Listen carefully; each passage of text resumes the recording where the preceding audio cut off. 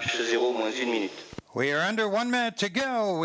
Voilà, il reste moins d'une minute. Nous saluons tous ceux qui nous regardent dans le monde entier sur arianespace.com, nos amis d'Airbus Defence and Space en Europe, à EchoStar et à Dish Network, à leur siège d'Englewood dans le Colorado, PT Bank Rakyat à Jakarta, SSL à Palo Alto en Californie, au CNES et à Ariane Espace à Paris, et tous nos partenaires industriels en Europe.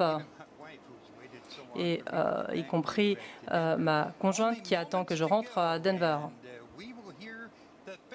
Il reste quelques secondes. Nous allons entendre le décompte final. Profitez du spectacle. À tous de l'aider haut. Attention pour le décompte final. 10, 9, 8, 7, 6, 5, 4, 3, 2, 1, top.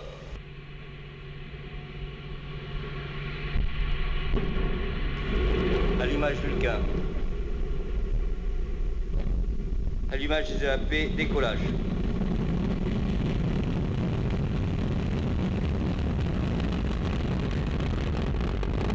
Les paramètres à bord sont nominaux.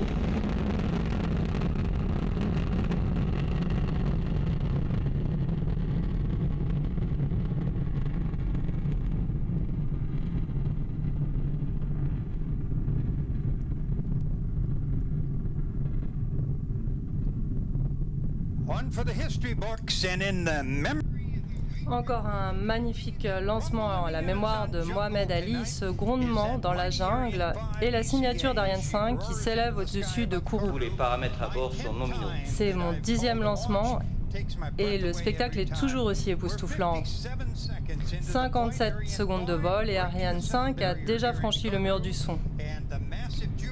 Le bâtiment Jupiter tout entier commence à trembler alors que le lanceur s'élève au-dessus des îles du Salut, rendu célèbre par le film Papillon. 1300 tonnes de poussée ont permis d'arracher le lanceur à la gravité terrestre. 90% de cette puissance provient des 2 EAP. Chaque EAP mesure 31 mètres. Il consomme 240 tonnes de poudre en 2 minutes. Cela représente 2 tonnes par seconde, plus de 2 tonnes par seconde. Lorsque les EAP auront terminé leur mission, dans un peu moins d'1 minute, Ariane sera déjà à 70 km d'altitude, à une vitesse incroyable.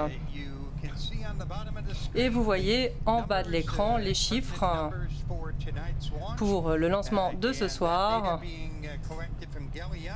Cette donnée provient de Galio, une station de suivi qui se trouve sur une colline ici, derrière nous, à Jupiter. Cela fait 2 minutes 10 de vol. Les VIP ne sont pas encore rentrés. Ils attendent l'extinction et la séparation des EAP dans 3 secondes environ. On entendra l'annonce de la séparation des EAP. Les EAP qui auront effectué leur mission. Ils ne seront plus nécessaires. Et d'ailleurs, vous voyez l'animation à l'écran.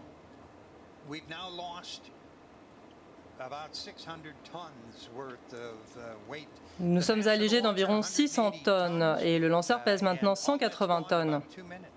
Et tout cela en 2 minutes.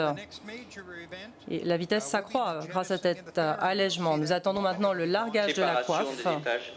L'accélération à poudre. La coiffe a servi à protéger les satellites au sol et durant les premières phases de vol. Voilà, vous avez vu l'animation à l'écran avec la séparation et largage de la coiffe. Encore une fois, on a perdu 2 tonnes et vous voyez des images d'un vol précédent par une caméra embarquée alors que la demi-coiffe retombe. Le lanceur est à 118 km d'altitude. Nous sommes dans l'espace, mais il reste encore beaucoup de chemin à faire. Vous voyez à l'écran les différents chiffres en bas de l'écran.